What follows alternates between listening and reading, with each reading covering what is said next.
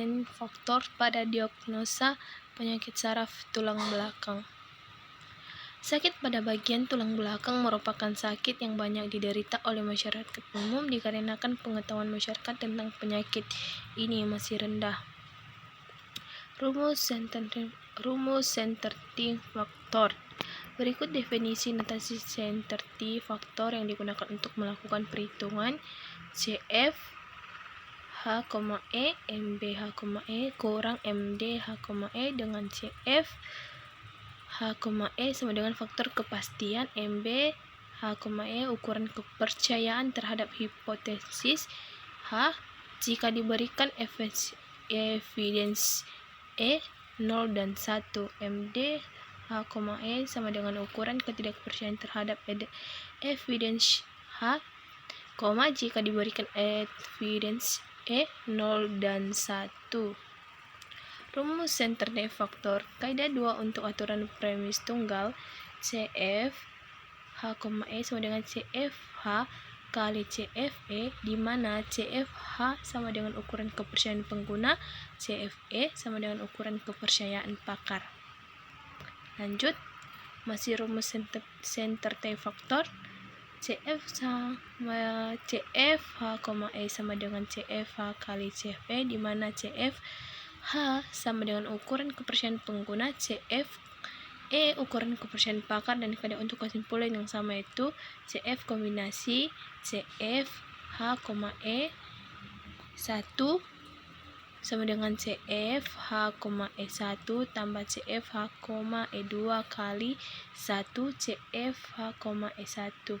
CF kombinasi CF H,2 OR 3 sama dengan CF H,E OR tambah CF H,E 3 kali 1 kurang CF H,E OR.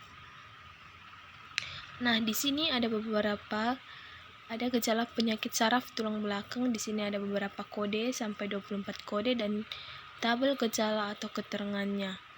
Yang di sini ada kode yang pertama G1, setelah mengalami flu maka leher akan terasa sakit dan beku, begitu juga seterusnya. Nah, di sini data penyakit. Data penyakit ini ada beberapa nama penyakit dan kode penyakit. Nama penyakit pertama brachialgia, kode penyakit P1 iskalgia, P2 myelitis, P3 stenosis, P4 radikulopati, P5. Kita masuk pada nilai user. Di sini ada tabel nilai user yang ada 6 nilai user. Yang pertama ya sangat yakin nilai usernya 1, yang kedua yakin nilai usernya 0,8, cukup yakin nilai usernya 0,6, sedikit yakin nilai usernya 0,4, tidak tahu nilai usernya 0,2, tidak nilai usernya 0. Metode penyelesaian: nyeri punggung bawah 0,8, kesemutan dan tebal di daerah nyeri 0,4, nyeri yang mencalar 0,4, nyeri dan kram 0,2, rasa kaku pada punggung bawah 0,4. Dengan menggunakan metode senterti faktor nantinya dapat diketahui penyakit yang diderita oleh pengguna.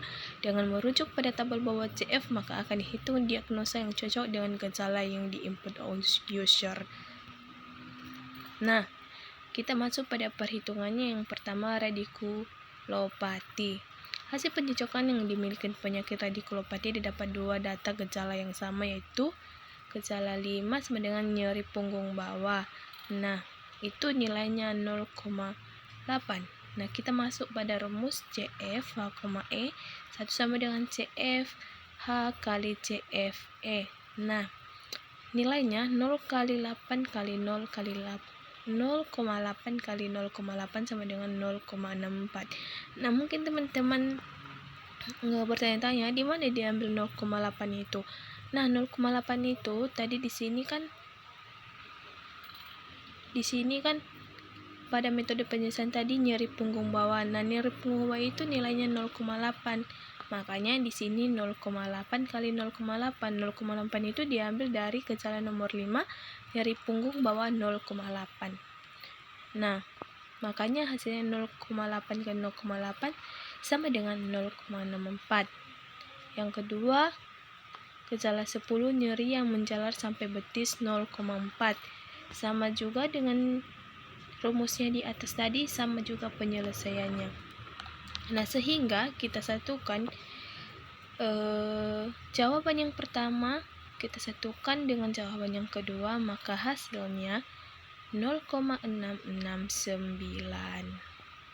Maka CF dari gejala yang diinputkan pengguna untuk penyakit radikulopati kemungkinannya besar 0,669 atau 67%. Yang kedua, hasil pencocokan yang dimiliki penyakit radikulopati didapat 4 data gejala yang sama, yaitu gejala kelima nyeri punggung bawah 0,8 sama dengan rumus yang tadi 0,8 kali 0,8 sama dengan 0,64. Nah, di sini masuk ke gejala 7, kesemutan dan tebal pada daerah nyeri. Nilainya 0,4. Sama juga rumusnya di atas, kita langsung kalikan aja. 0,6 kali 0,4 sama dengan 0,24. Ini sih di sini perhitungannya sangat mudah ya teman-teman, tinggal kita kali-kalikan aja yang gejala yang pertama tadi sama yang di bagian nilai user tadi. Gejala yang ke-8 kaku pada punggung nilainya 0,4. Begitu juga rumusnya teman-teman, tinggal kita kalikan aja 0,6 kali 0,4 sama dengan 0,24.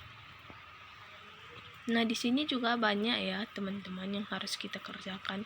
Ada kelompok 10, gejala 10, nyeri yang menjalar sampai betis 0,4. Nah, di situ kita perhitungannya juga sama ya teman-teman, tinggal kita kalikan aja. Di sini 0,2 kali 0,4 sama dengan 0,8. Jadi kita satukan yang dari 3 tadi pencobaan itu gejalanya, maka kita tambahkan hasilnya 0,64 tambah 0,24 kali 1 kurang 64 yang hasilnya 0,726. Terus sesuai dengan rumus tadi kita tinggal ikutin aja ya teman-teman. Kita hitung lagi, kita ambil yang nilai dari atas kita masukkan ke bawah, kita ambil 0,24 nya. 0,24 nya itu diambil dari gejala yang ketujuh ya teman-teman, kesemutan dan ketebal pada daerah nyeri. Yang hasil setelah kita hitungkan tadi kita masukkan lagi di sini.